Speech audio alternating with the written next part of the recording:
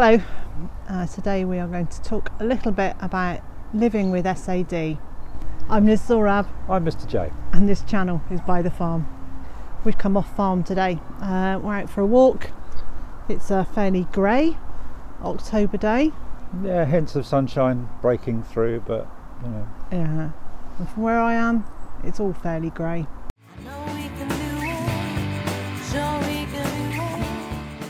Seasonal affective disorder can affect anybody. Yes, absolutely. And it's one of those things that are quite hard to diagnose and quite hard to recognise.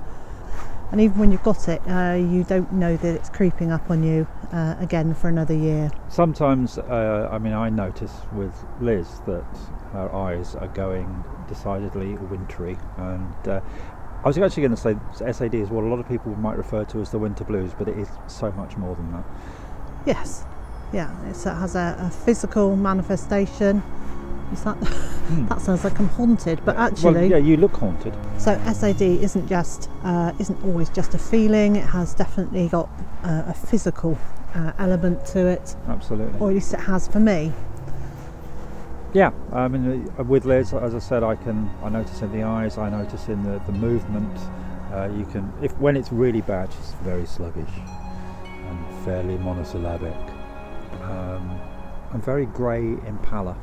Yeah, it's not completely debilitating, but it certainly slows me down each year. And the reason I wanted to make this video is just to highlight that we're coming to that time of year where I'm really aware of it.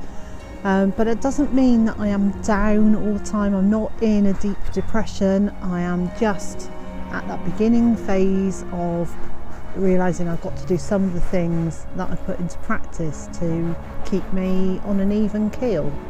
Yeah, and a certain amount of me nagging Liz to do some of the things that keep her on a keel. I've noticed she has had what I refer to as February eyes for a few weeks, and also I've been suggesting that you use your light box, which I've done a little bit around about the beginning of August. Yeah. But the February eyes thing is normally towards the end of winter. I see Liz beginning to lift, but her eyes are still very dull by comparison to normal, because she's a sparkly-eyed what's it really. And to see that at this time of year is a little bit unusual. And then she got a cold, which might have had something to do with it. Yeah. But it might not. And we won't know. There's no way of knowing which it is. It could just be that I'm feeling under the weather with a cold, or it could be that this year might be a tough year. Yeah. Some of the things that we try and put into practice to mitigate yeah. Some of the effects of S.A.D. Is that I try to use my light box, and when I say try, it means that I kind of use it on and off. Yeah, and then as it gets further into winter, I use it more and more. Yeah, I notice the difference when you're not using it. Yeah. Far before you do. Yeah. Because it's your eyes. Your eyes are the gateway to your soul, my darling. And then we have things like what we eat, so we try and eat less of those stodgy foods, which now we're growing so much of our own food, it makes it really easy. It's much less of an issue. Yeah. But obviously with any of us, when we're feeling a bit meh, the temptation to lie on the sofa eating crisps and watching terrible television is quite large. I mean, that's the reason we won't have crisps in the house. Can't do anything about the terrible television.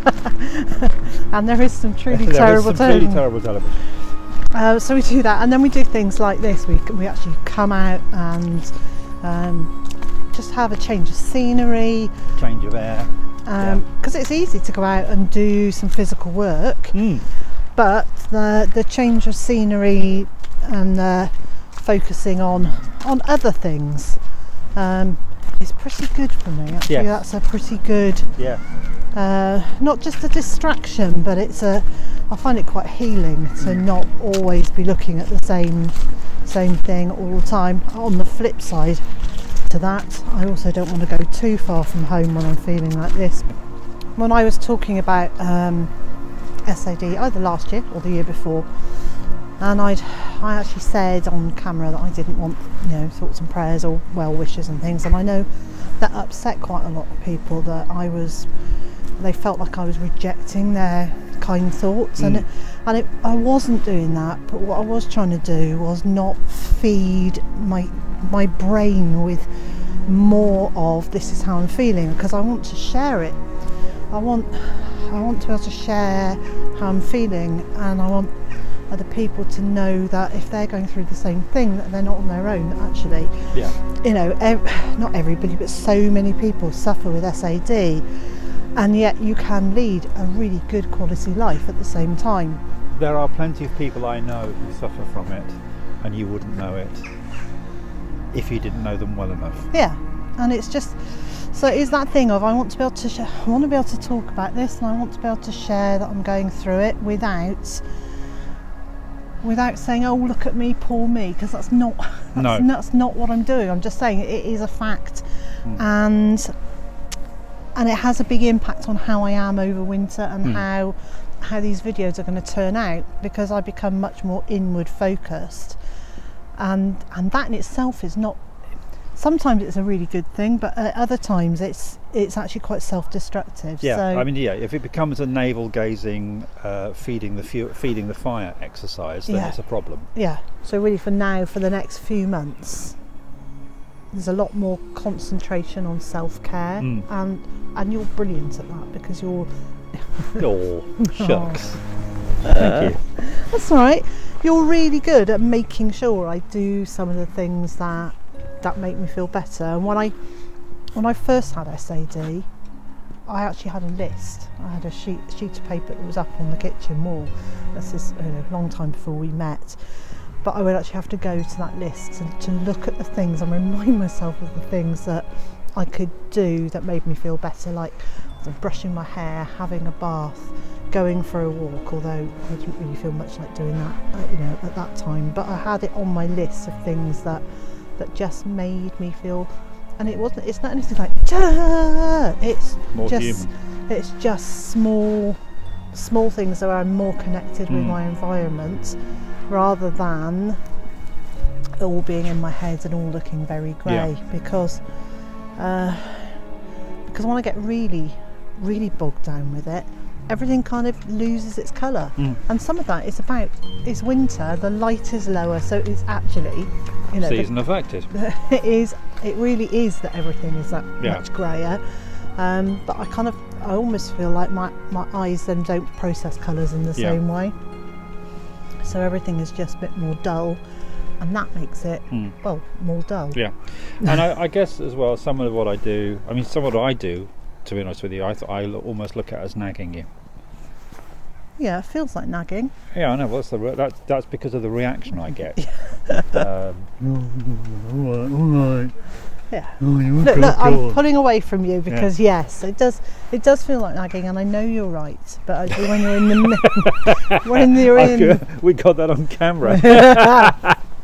I can edit that bit out. But when I'm in the depths of feeling really flat and really, and the thing is, this is not depression. I've had depression, and I go through bouts of depression now, and it's not the same thing. This is the seasonal affective disorder is a flattening and a disconnection with interest, really, and depression is a whole different thing. And I want to stress again that for different people it's a different set of symptoms and different ways of dealing with it, and a different set of triggers. Mine is very much light orientated. It's, you know, on days when it's sunny I'm up and I'm about and I'm doing stuff, and on the rainy days and on the very overcast days I can feel my body slowing down. And I want to say again, this is not an oh woe is me, it's just that it is the way it is, and it's something that you've got into the rhythm of. We've been together for 8 years now. 7-8 years, and I think now you kind of know it's coming, you can see it happening. Well, I guess one of the really good things is that we've now got to realise that we're not just going to sit in this well, not we, I am not going to sit in a state of fuzzy nothingness forever. That it is a temporary situation, and that as the light picks up again, I will come out the other side. Absolutely, come out the other side of it, regain all that energy, and feel reinvigorated. And then it's your turn to G me along to do stuff. Yes. Right, shall we head back home? Yeah. It's time for a cuppa, time to get warm again. Yeah. And so, wherever you are in the world and whatever you've got planned for today, I hope it's a good one. And I also hope you'll join us again next time.